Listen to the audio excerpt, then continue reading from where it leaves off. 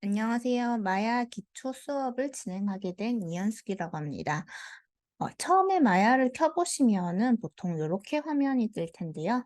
이 상황에서 이제 New 버튼을 눌러주시거나 아니면 아예 새로 작업을 하신 게 없다면 Go to 마야라고 되어 있는 버튼을 누르시면 이렇게 마야 작업창이 뜨게 됩니다. 화면을 띄웠을 때 이런 식으로 저처럼 두 개로 나누어져 있는 경우도 있고 하나로 나누어져 있는 경우도 있어요. 요거는 조금 이따가 한번 설명을 드릴 거고요. 보통 마야에서 무언가를 만들어낸다는 행위, 생성을 하는 행위를 할 때에는 보통 크리에이트라고 하는 메뉴에서 시작을 하게 됩니다. 크리에이트에서 이렇게 많은 메뉴들이 뜨게 되는데요. 저희가 모델링이라고 하는 형태를 제작하는 그런 작업을 할 때에는 보통 폴리곤 프리미티브스라고 하는 이제 폴리곤 모델링을 진행을 할 오브젝트를 많이 선택을 하게 됩니다. 이 폴리곤 중에서 저는 큐브를 하나를 선택을 해 볼게요. 이렇게 큐브를 하나를 선택을 하게 되면은 이 십자 모양이 그리드 가운데에 이런 큐브 형태가 생성이 되고요. 이렇게 생성된 오브젝트나 무언가는 여기 항상 아웃라이너라고 하는 요 창 안에 리스트가 이렇게 뜨게 됩니다. 방금 만든 오브젝트는 큐브라고 하는 오브젝트로 폴리곤 형태를 띄었기 때문에 앞에 폴리곤을 나타내는 P가 작게 붙어 있고요. 그 다음에 큐브라고 하는 이름으로 이렇게 생성이 된 것을 보실 수가 있습니다. 마야에서 화면 이동은 Alt 키를 누른 상태에서 보통 진행을 하게 됩니다. Alt 키를 누르고 왼쪽 버튼을 누르시게 되면은 이렇게 화면이 회전을 하는 것을 보실 수가 있고요. Alt 키를 누르고 미들 버튼을 누른 상태에서 위치를 이동을 해보면 이렇게 펜 이동을 하게 됩니다. 그리고 Alt 키를 누른 상태에서 오른쪽 버튼을 누르시게 되면은 이렇게 줌인 줌아웃을 하실 수가 있고요. 줌인 줌아웃은 이렇게 Alt 키와 오른쪽 버튼으로도 작업을 하실 수가 있고 마우스의 스크롤을 이용해서 이렇게 왔다 갔다 하실 수도 있습니다. 그리고 마야창은 처음에 아까 보셨다시피 이렇게 반으로 나누어져 있을 수도 있고 여러 개로 나누어서 사용을 하실 수도 있어요. 그렇게 작업을 하시려고 하면은 마야창 뷰포트를 한번 클릭을 한 상태에서 스페이스 바를 누르시게 되면은 이렇게 화면이 표기가 되는데요. 여기에서 마야 버튼을 눌러 보시면은 이렇게 퍼스펙티브 뷰, 레프트 뷰, 탑 뷰 이런 식으로 이렇게 여러 가지 뷰를 선택을 하실 수가 있습니다. 이 상태에서 퍼스펙티브 뷰를 선택을 하시면 지금과 같이 아무 변화가 없고요. 탑 뷰를 누르시면은 위에서 본 화면, 그리고 프론트 뷰를 하시면 정면에서 본 화면, 이런 식으로 뷰를 변환을 하면서 사용을 하실 수도 있고요. 스페이스바를 누르고 있지 않고 그냥 가볍게 살짝만 눌러주시면은 요렇게 화면이 이렇게 어 분할이 되었다가 하나만 보였다가 이런 식으로 뜨는데요. 저 같은 경우에는 화면 자체를 제가 세팅을 조금 바꿔 놔서 이렇게 보이는데 패널 창에서 레이아웃에서 이렇게 For Plans라고 눌러 보시면은 이게 아마 기본적인 화면 상태일 거예요. 이런 식으로 스페이스 바를 눌러 보시면은 이렇게 네 가지 뷰에서 동시에 볼 수 있게끔 화면이 뜨게 됩니다. 이 네 가지 화면이 마음에 안 든다 싶으신 분들은 이제 패널에서 레이아웃에서 원하시는 사이드 바이 사이드, 방금 제가 처음에 보여드렸던 화면이죠. 이런 식으로 띄우실 수도 있고요. 위아래로 이렇게 3등분을 해서 사용을 하실 수도 있습니다. 작업을 하시다가 편리한 방식으로 이렇게 사용을 해주시면 되고요. 이제 생성된 오브젝트를 한번 이동을 해 보도록 하겠습니다.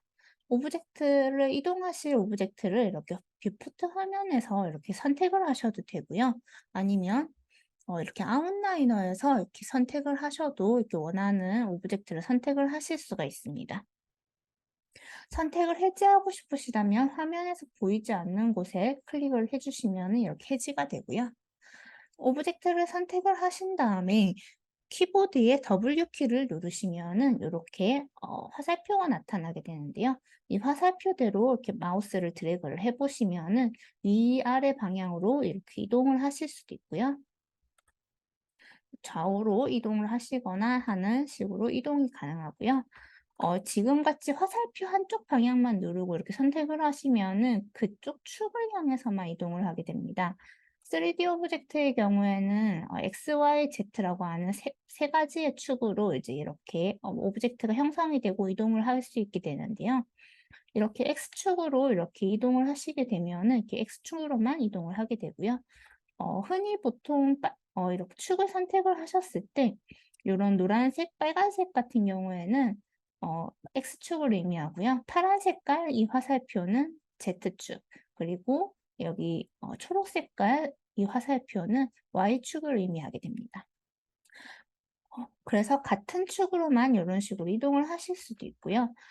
여기 화살표 가운데 있는 사각형 버튼을 누르고 이렇게 이동을 해 보시면은 화면에 보이는 것과 화면에 보이는 방향대로 그냥 위치가 이렇게 자유롭게 이동을 하는 것을 보실 수가 있습니다.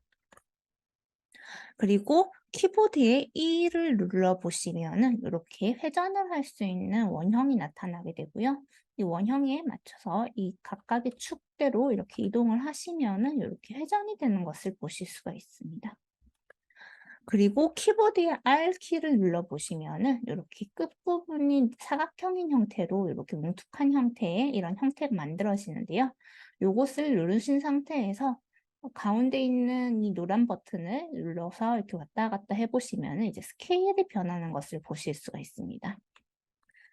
아까와 마찬가지로 이렇게 각각의 축별로만 이렇게 스케일을 키웠다가 줄였다가도 하실 수가 있고요. 이렇게 가운데 버튼을 눌러서 이렇게 원하는 대로 X, Y, Z 축이 동일한 사이즈로 이렇게 스케일이 바뀌는 것도 보실 수가 있습니다. 오브젝트를 선택을 하신 상태에서 키보드의 F키를 누르시게 되면은 이렇게 화면에 꽉 차게 오브젝트가 들어가는 것을 보실 수가 있고요. 이 상태에서 이제 회전을 하면서 이제 이동을 하시면 조금 더 편리하게 작업을 하실 수가 있습니다.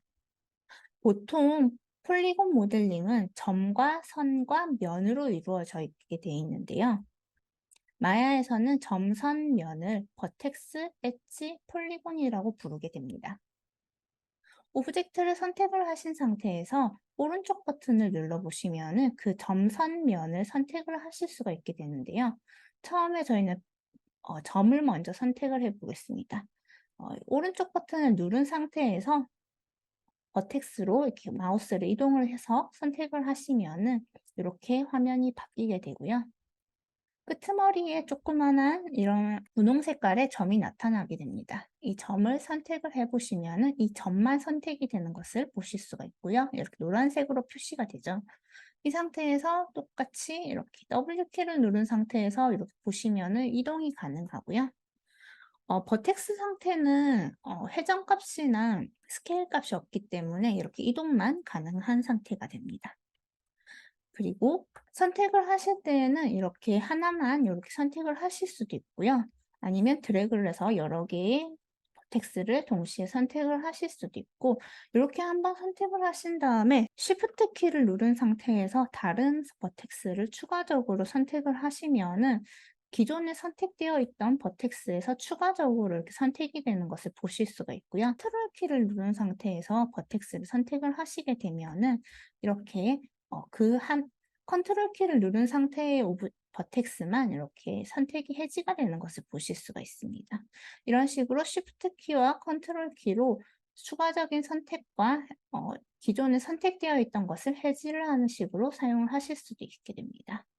이렇게 몇 가지 선택이 되어 있는 버텍스를 보면서 이렇게 같이 동시에 이동을 하실 수도 있고요. 지금 제가 원 상태로 자꾸 돌리는 경우가 있게 되는데 요거는 이제 컨트롤 Z를 이용해서 이렇게 조금 이동을 하다가 잘못 이동을 했다. 그러면 컨트롤 Z를 이용해서 다시 원래대로 돌아갈 수도 있습니다.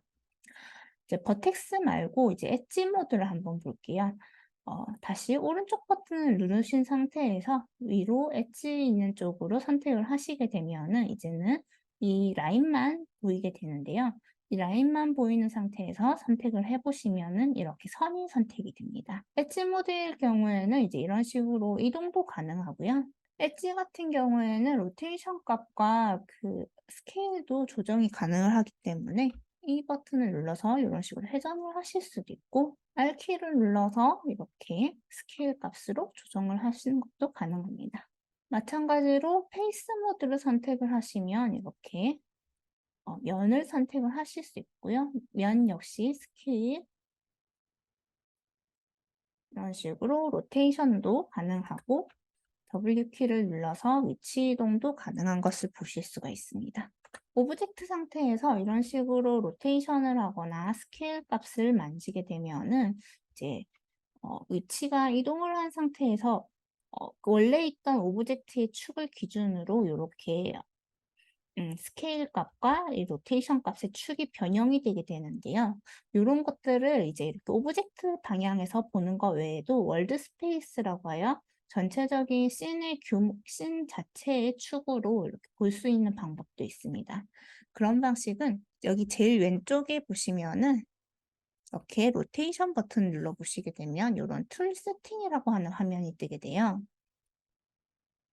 이 툴 세팅에서 보시면은 액시스 오리엔테이션이라고 하는 창이 있는데요.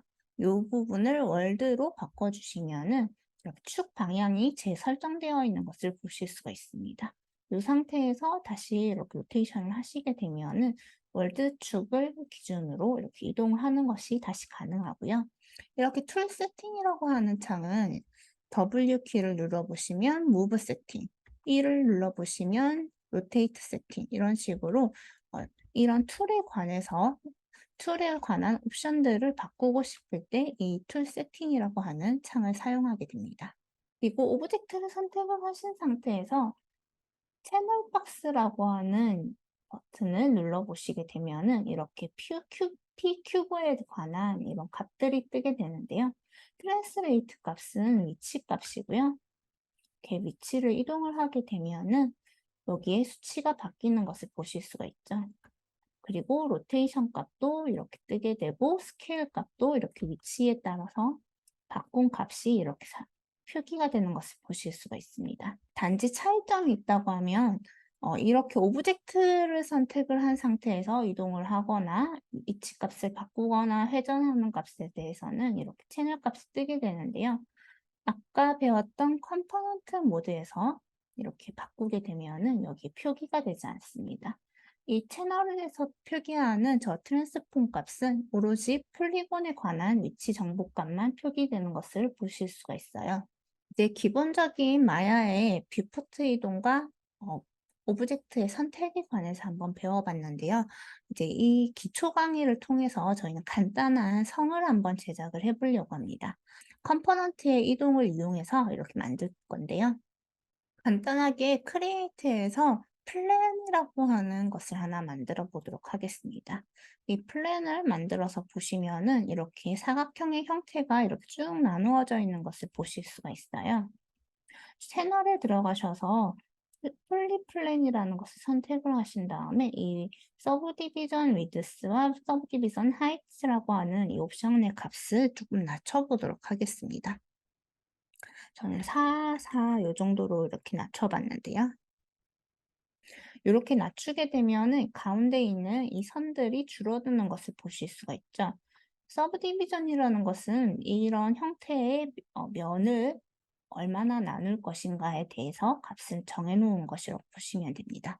이제 이 플랜을 이제 로테이션을 시켜 볼게요. 이 키를 눌러서 이렇게 로테이션을 한번 진행을 해 주시고요. 이렇게 로테이션을 하게 되면은 저희가 정확하게 이게 몇 도 몇 도인지 이렇게 확인을 하기가 조금 어려울 수도 있어요. 그래서 원상복귀를 시켜 놓으신 다음에 툴 세팅에서 스텝 스냅이라는 것이 있습니다. 여기에서 앱솔루트로 바꿔주신 다음에 이 값을 저는 90도로 이동을 할 거기 때문에 90도로 스냅이 걸리게 만들어 놓으시고 그다음에 로테이션을 이렇게 진행을 해주시면은 딱 90도에 맞춰서 이렇게 로테이션이 되는 것을 보실 수가 있습니다. 아니면 이 방식이 번거롭다라고 생각을 하시는 분이라면 이렇게 로테이션을 조금 이동을 해 보신 다음에 채널에 있는 로테이트 X의 값을 90으로 적어주시면은 이렇게 90도에 맞춰서 정확하게 들어가는 것을 보실 수가 있습니다. 여기서 R키를 눌러서 이제 스케일 값을 조금 키워보도록 할게요. 이렇게 성의 형태를 만들기 위해서 이렇게 스케일 값을 조금 늘려봤고요. 그리고 나서 오른쪽 버튼을 누른 다음에 버텍스 모드로 두신 다음에 이렇게 가운데 있는 버텍스들만 잡고서 이렇게 스케일 값을 조금 줄여보시면은 이렇게 가운데로 몰 수 있을 거예요. 이 상태에서 W키를 눌러서 조금 위쪽으로 올려보도록 하겠습니다. 그리고 나서 양쪽에 있는 이렇게 버텍스를 잡아주셔도 되고요. 여기 위쪽에 옵션에 보시면은 시메트리라고 하는 옵션이 있어요. 이 시메트리에서 오브젝트 X를 눌러보신 다음에 그다음에 이 버텍스를 하나를 선택을 해보시면은 오브젝트의 이 가운데 축, 그러니까 이 그리드에서 까만 선 중에 좀 진한 선이 있죠. 이 진한 선을 기준으로 양쪽에 똑같은 오브젝트나 뭐 폴리곤, 버텍스가 있으면은 같이 움직이게끔 만들어주는 옵션이 이 시메트리 옵션이라고 보시면 됩니다. 이렇게 양쪽으로 오브젝트 똑같은 버텍스들이 선택이 되는 것을 보실 수가 있죠. 이 상태에서 위쪽에 있는 이 버텍스를 잡고서 살짝 내려주실게요. 이렇게 내려주신 다음에 폴리곤의 페이스 모드를 선택을 해주시고 이렇게 창문처럼 만들 거기 때문에 이 창문에 페이스를 Shift 키를 누른 상태에서 선택을 하신 후 딜레이트 키를 누르시면 이렇게 창문이 뚫리게 됩니다. 그리고 나서 이제 엣지를 윗부분을 선택을 해볼게요. 이렇게 선택을 하신 뒤에 컨트롤 키를 눌러서 밑에 있는 엣지들은 선택을 해지를 해주시고요.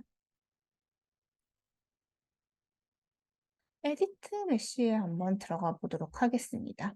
이 에디트 메쉬라고 하는 것은 우리가 아까 배웠던 어, 버텍스나 엣지, 그리고 폴리곤에 대해서 변형을 가할 때 사용할 수 있는 옵션들이 있는 곳인데요.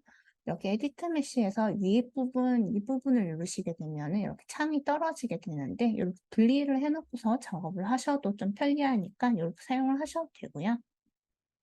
이렇게 엣지를 선택을 하신 다음에 익스트루드라고 하는 것을 사용을 해볼게요. 익스트루드를 누르신 다음에 W키를 누르셔서 살짝 위로 올려주도록 하겠습니다. 이 정도만 올려주신 다음에 R키를 눌러서 스케일 값을 이렇게 키우시게 되면은 이렇게 살짝 밖으로 나가는 형태가 되게 되죠. 이 상태에서 한 번 더 익스트루드 버튼을 누르신 다음에 W키를 누르시고 살짝 위로 올리는 형태로 만들어 보도록 하겠습니다.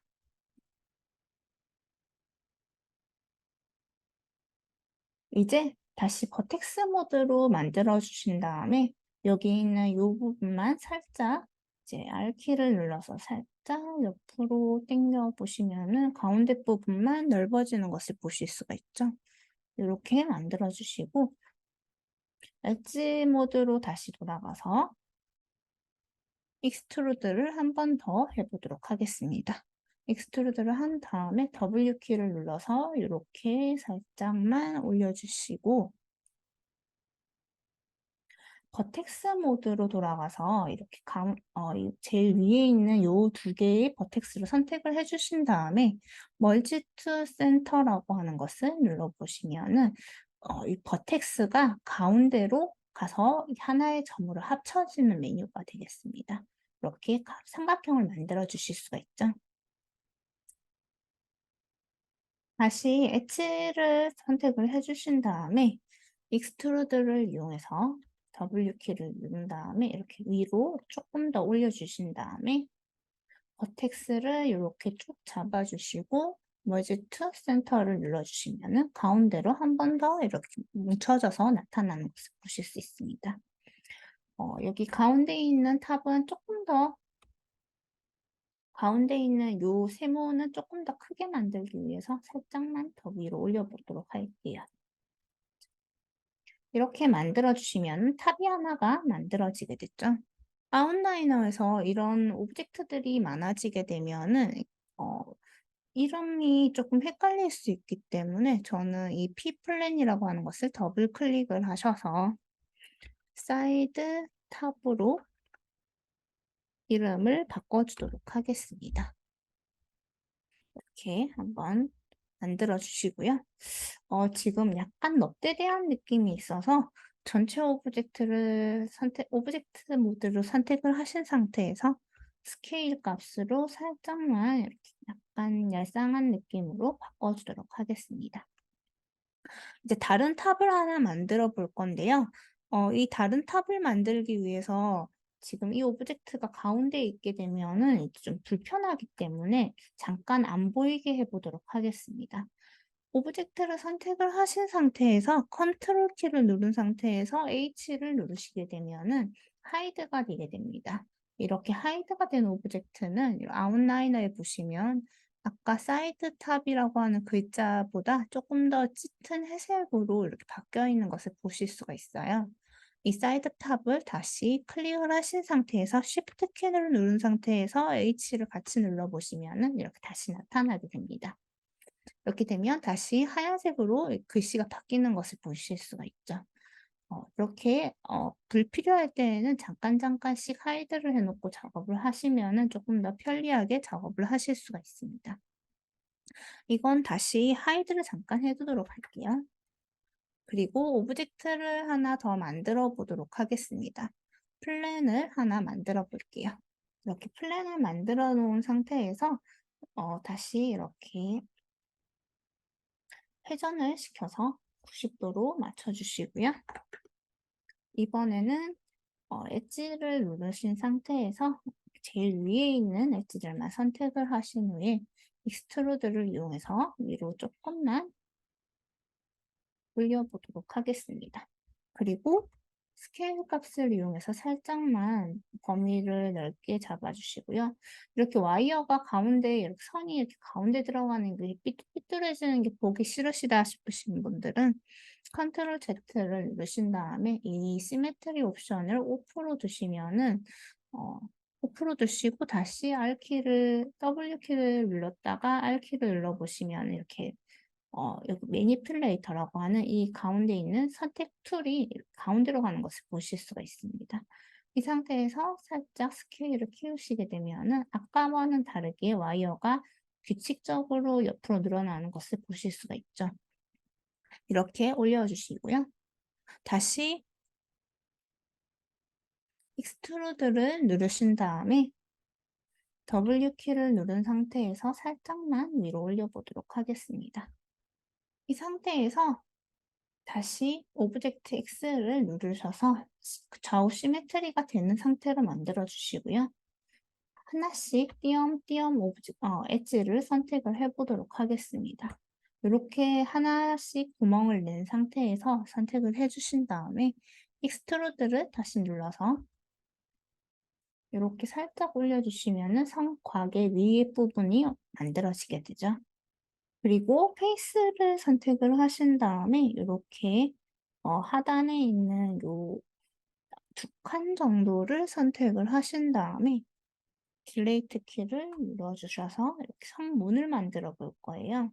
이 성문을 이제 버텍스를 이용해서 살짝만 위치를 이동을 하셔서 약 윗부분이 살짝 둥근 느낌으로 만들어 주실 거예요. 이렇게 만들어 주시고요. 윗부분에 창문을 하나 더 뚫어 볼까요? 페이스를 선택을 하신 다음에 딜레이트 키를 누르시고 다시 버텍스 모드로 돌아와서 이렇게 살짝만 창문을 하나 만들어 보도록 하겠습니다. 이렇게 정문 쪽에 들어갈 성벽의 형태도 하나 만들어 봤고요. 이 성은 캐슬 프론트라고 일단 이름을 지어 볼게요. 이렇게 이름을 지어서 컨트롤 H를 눌러서 하이드를 해 보도록 할게요. 같은 방식으로 작업을 할 건데 비슷비슷한 형태가 많아서 조금씩 변형을 하는 형태로 만들어 보도록 하겠습니다. 우선 사이드 탑이라고 하는 것을 다시 Shift H를 눌러서 보이게끔 만들어 줄 건데요. 요 오브젝트를 컨트롤 키를 누른 상태에서 딜레이트 키를 누르시게 되면은 보시다시피 아웃라이너에서 하나가 또 똑같은 것이 하나 더 만들어진 것을 보실 수가 있어요. 이렇게 위치를 바꿔 보시면은 이렇게 똑같은 게 하나가 더 복제가 되어서 만들어진 것을 보실 수가 있고요. 원래 있던 사이드 탑은 하이드를 해 주시고요. 새로 만들어진 복제가 된 사이드 탑 메뉴를 가지고 와서 수정을 해 보도록 하겠습니다.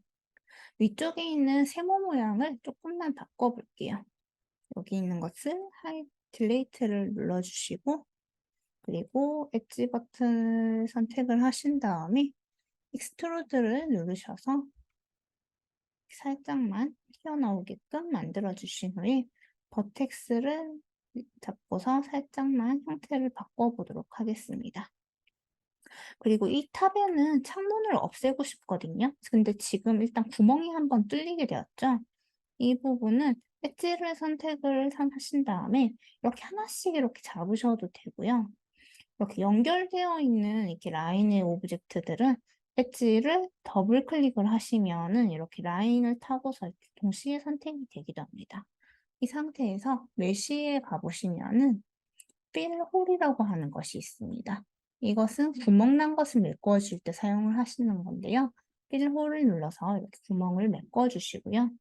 이렇게 구멍만 메꾸어졌다 뿐이지 여기 보면 라인이 뚝뚝 끊어지는 것을 보실 수가 있어요. 이것을 메꿔 주기 위해서 멀티컷이라고 하는 것이 있습니다. 이 멀티컷을 눌러 주신 다음에 멀티컷 툴에서 위에 있는 이 버텍스를 선택을 하신 다음에 아래에 있는 버텍스도 같이 이렇게 선택을 해주시면은 이렇게 가상의 노란색 선이 생기게 돼요.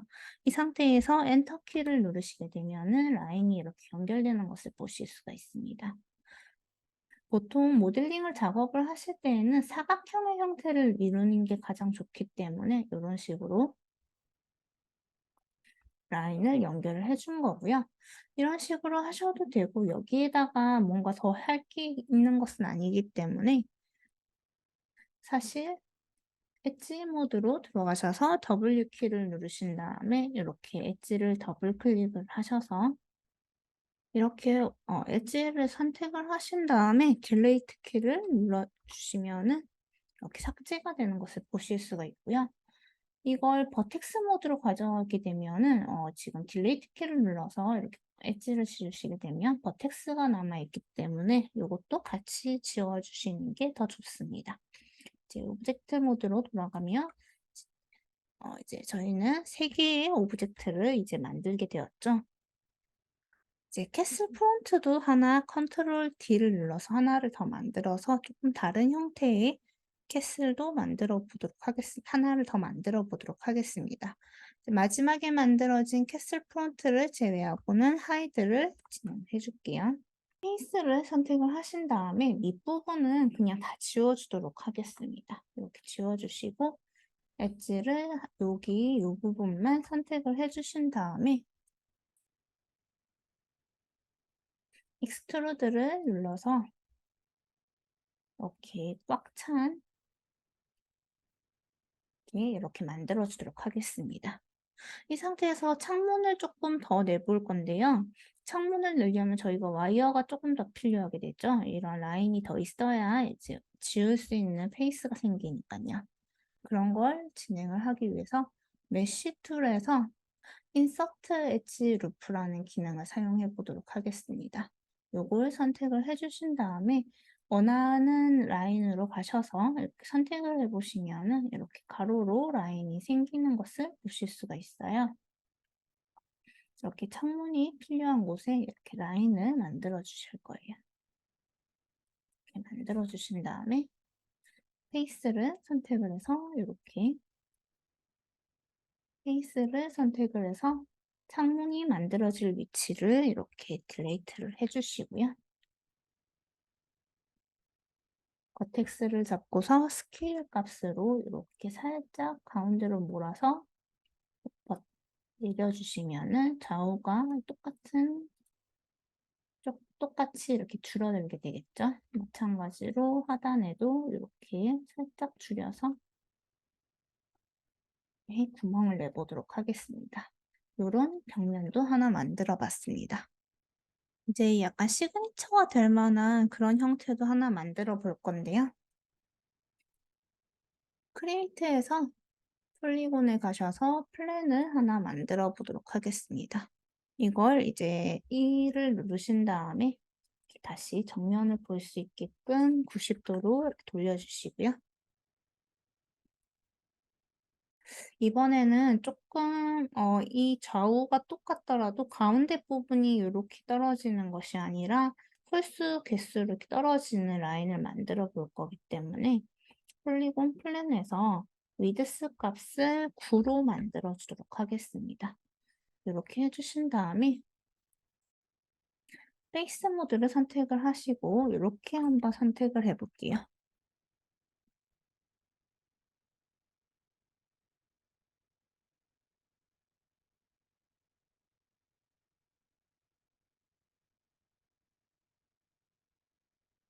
이렇게 한번 선택을 해 보도록 하겠습니다.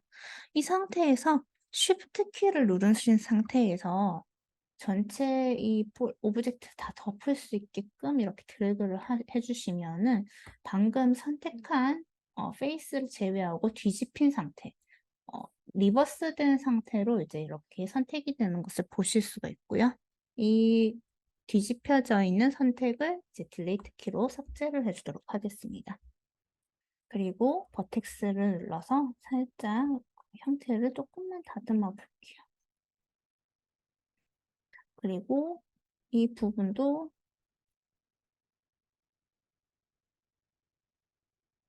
좀 길게 이렇게 내려보도록 하겠습니다. 요런 오브젝트를 하나 만들어 봤고요. 오브젝트의 이름은 큐브 라인 뭐 이런 식으로 일단 이름을 지어 볼까요? 이렇게 하나 만들어 봤습니다. 이제 어떤 오브젝트들이 만들어졌는지를 한번 볼까요? 요거를 한번 살짝만 배치를 한번 해 보도록 할게요. 지금 여기 앞에 나와 있는 요 아까 구멍을 4개 뚫어 놨던 요 벽 라인은 살짝 오른쪽 편으로 이동을 시키신 다음에 살짝 뒤로 넣어 주도록 할게요. 그리고 이 가운데 있는 문이 뚫려 있는 이 벽면은 살짝 정중앙에서 가운데로 나오게 할 거고요. 지금 요렇게 길쭉길쭉하게 생겨 있는 이런 오브젝트들은 요렇게 옆으로 당겨 놓을 건데요. 지금 보시면 오브젝트의 가운데에 이 선택 툴이 만들어지는 것을 보실 수가 있죠. 이렇게 되면은 나중에 위치를 잡고 할 때 조금 불편할 수가 있어서 이 위치 툴에 있는 매니플레이터라고 불리는 이 툴의 위치를 조금 바꿔보도록 하겠습니다. 키보드에서 인서트 키를 눌러주신 다음에 이 화면을 조금 내려보시면은 이렇게 위치를 이동을 하실 수가 있고요. 이 위치를 이동을 하실 때에는 단축키, 키보드 V를 누르신 상태에서 이 키보드 V를 누르신 상태에서 가운데 부분을 잡고 밑으로 이렇게 내려보시면은 버텍스에 스냅이 걸린 상태에서 넘어가기 때문에 제일 하단에 있는 이 V 위치로 이동을 하게 됩니다. 이 상태에서 인서트 키를 다시 한 번 더 눌러주시면은 이 매니플레이터의 위치가 하단으로 내려간 것을 보실 수가 있어요. 마찬가지로 여기 있는 이 오브젝트의 매니플레이터 위치도 인서트 키를 누르고 V를 누르신 상태에서 이렇게 하단으로 이동을 시켜주도록 하겠습니다. 그렇게 해서 위치를 이동을 해서 배치를 해보도록 할게요.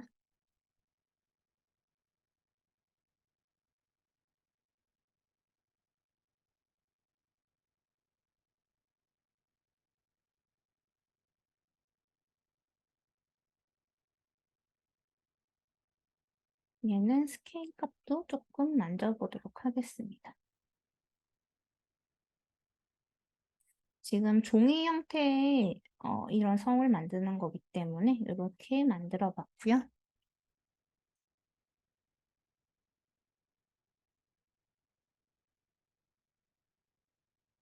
조금 전에 만들었던 이 큐브 라인이라고 하는 오브젝트도 이렇게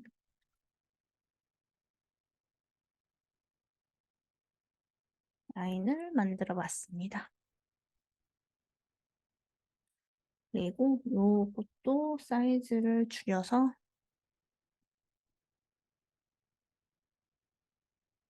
괜찮은 위치로 넣어보고요.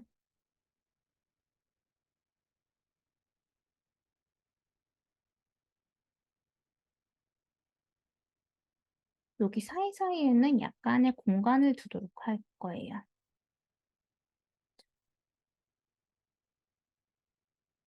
그리고 이 오브젝트를 반복해서 지금 여기 오른쪽 편과 왼쪽 편을 똑같은 형태로 만들어 줄 건데 이거를 카피를 해서 이렇게 옮겨 놓으면은 위치가 정확하게 맞지 않겠죠. 뭐 물론 여기 수치가 있으니까 반대값으로 더하기 빼기를 해서 맞춰 주셔도 되긴 하는데 그럴 때 작업하기 편한 방식이 이렇게 오브젝트를 좌우로 카피를 할 오브젝트를 선택을 하신 다음에 컨트롤 키를 누르신 상태에서 G를 누르시면은 이렇게 그룹이 형성이 됩니다.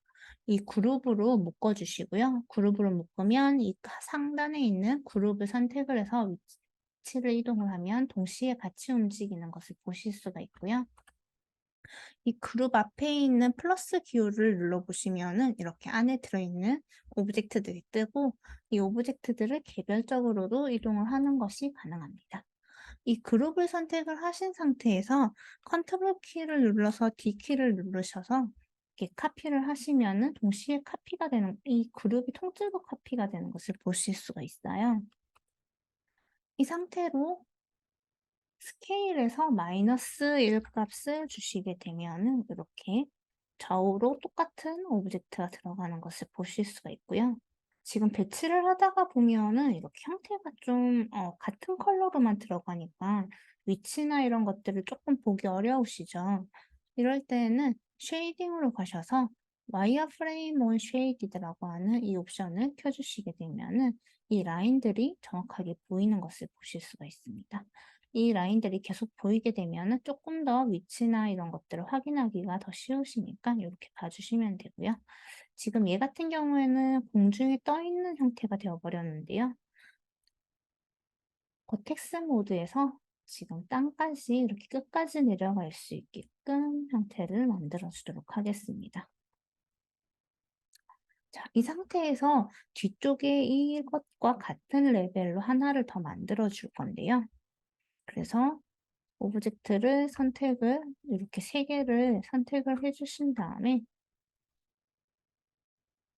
다시 컨트롤 G 키를 누르시게 되면은 기존의 그룹에서 빠져나와서 이 세 개만 따로 또 그룹이 형성이 되는 것을 보실 수가 있어요.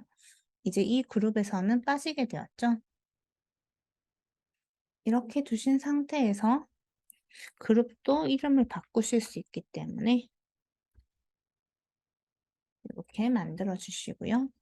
컨트롤 D를 눌러서 하나를 더 이렇게 그룹을 만드신 다음에 이렇게 이동을 해서 살짝 뒤쪽에 똑같은 구조를 하나를 더 만들어 주시고요. 이 구조는 조금 더 사이즈를 키우도록 할게요. 살짝 키우신 상태에서 이 바닥면을 조금 더 정확하게 맞추기 위해서 스페이스바를 누른 상태에서 프론트 뷰로 이동을 하셔서 바닥면 쪽을 어느 정도는 맞춰주도록 하겠습니다. 이게 종이기 때문에 종이성을 만드는 거기 때문에 너무 이렇게 라인을 똑같이 맞출 필요는 없지만 기본적인 부분만 맞춰주도록 하겠습니다. 이렇게 하나 해주시고요. 요거는 조금 더 앞쪽으로 당겨 놓고 이렇게 만들 건데요. 가운데 있는 이 성을 조금 더 레벨을 크게 만들어서 볼륨을 바꿔주도록 하겠습니다. 이렇게 바꿔줄 거고요. 이쪽 오른쪽 부분도 위치를 바꿨기 때문에 왼쪽에 있는 성곽은 일단 지워주시고요. 여기 있는 성곽에 이런 탑을 하나 또 카피를 하셔서 옆에다가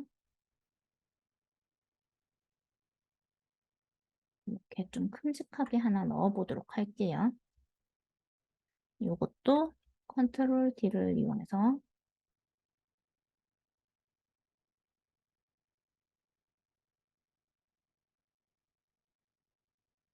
딱 성곽의 느낌을 만들어 주도록 하겠습니다. 이렇게 해서 이 부분, 이 오브젝트 3개도 선택을 해 주신 다음에 컨트롤 G를 눌러서 그룹을 하나 만들어 주시고 똑같이 카피를 하셔서 스케일에 -1 값을 주시게 되면 이렇게 양쪽으로 똑같은 오브젝트가 만들어지는 것을 보실 수가 있죠. 이제 그리고 요것도 가운데 있는 걸 하나를 더 카피를 해서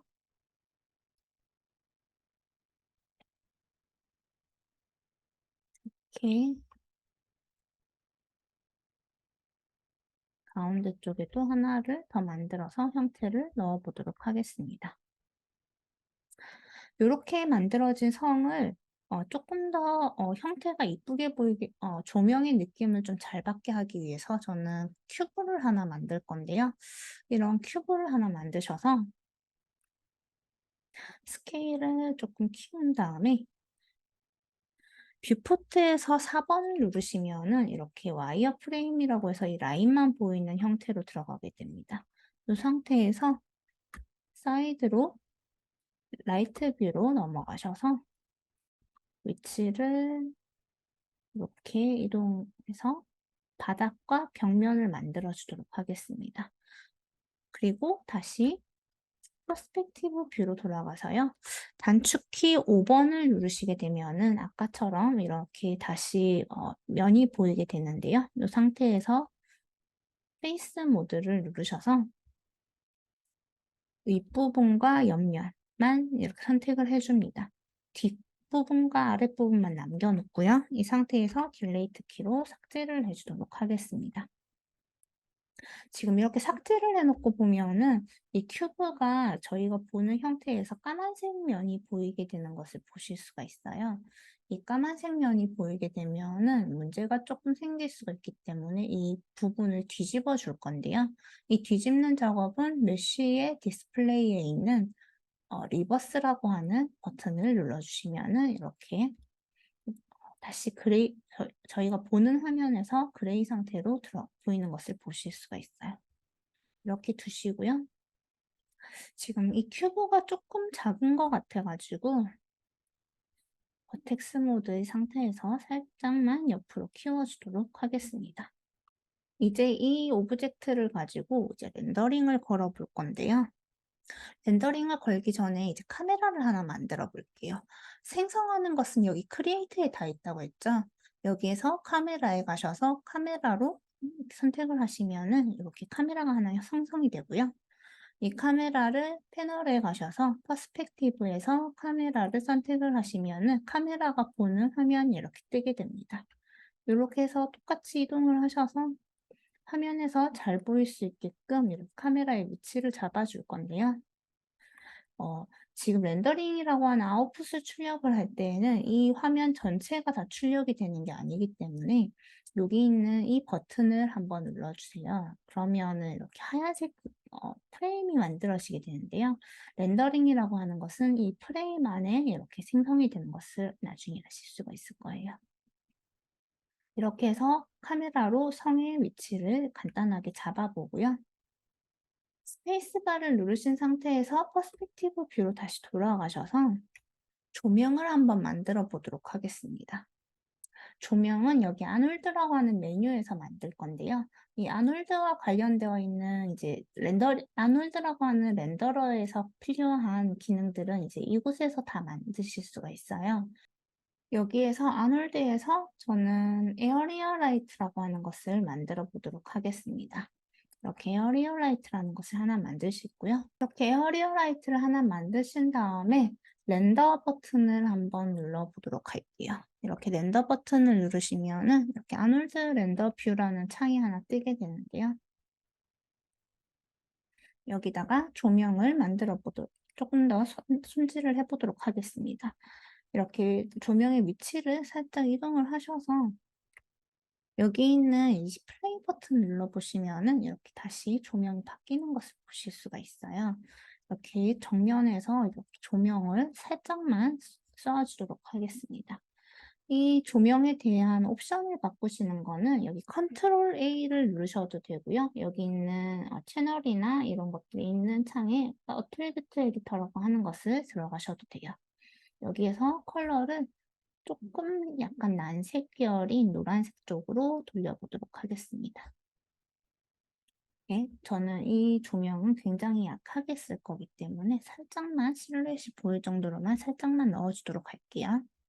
그리고 조명도 컨트롤 D를 눌러서 복사를 할 수가 있는데요. 컨트롤 D를 누른 다음에 뒤쪽으로 이런 겹이 있는 사이사이로 들어가셔서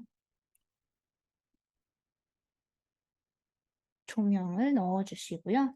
이 상태에서 컬러를 조금 더 노란색 계열로 저는 바꿔 보도록 할게요.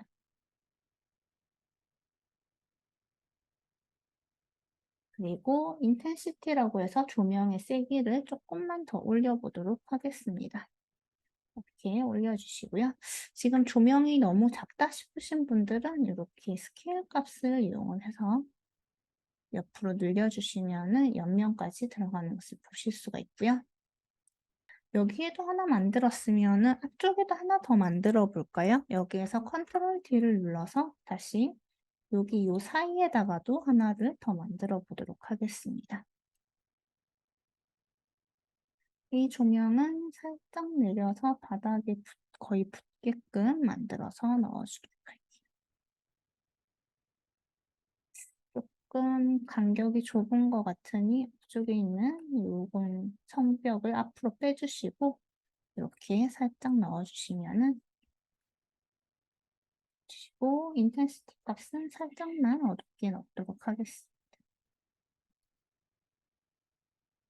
이렇게 층처럼 보이는 이런 성이 하나 만들어지게 되고요.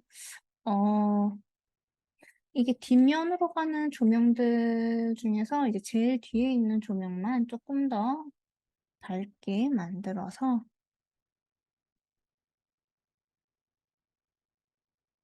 뒤에 있는 종이 박스까지 보이게끔 이렇게 하나 만들어 줬고요. 이 조명을 조금 밝혔다면은 이제 조금 더 사이즈를 키워서 윗부분까지 밝혀질 수 있게끔 이렇게 만들어 볼게요. 이렇게 사이즈를 키우시면은 조명이 조금 더 어두워지는 것을 보실 수가 있는데요. 요거는 다시 인텐시티를 올려서 조금 더 밝게 표현을 하실 수도 있습니다. 이제 이 상태에서 밸런스를 조금씩 맞춰가면서 어느 쪽을 더 밝게 할 것이고 어둡게 할 것인지를 정해서 조절을 하시면 되고요. 여기 정면에서 들어가는 빛이 저는 좀 너무 어둡게 느껴지는 것 같아서 제일 앞쪽에 있는 조명을 조금 더 밝혀서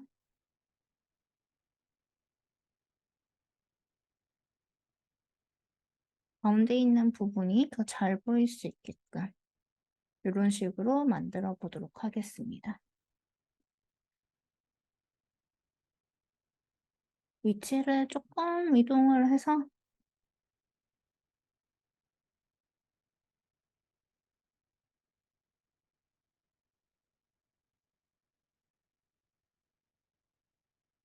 하고 색 조명을 조금씩 바꿔 보도록 할게요.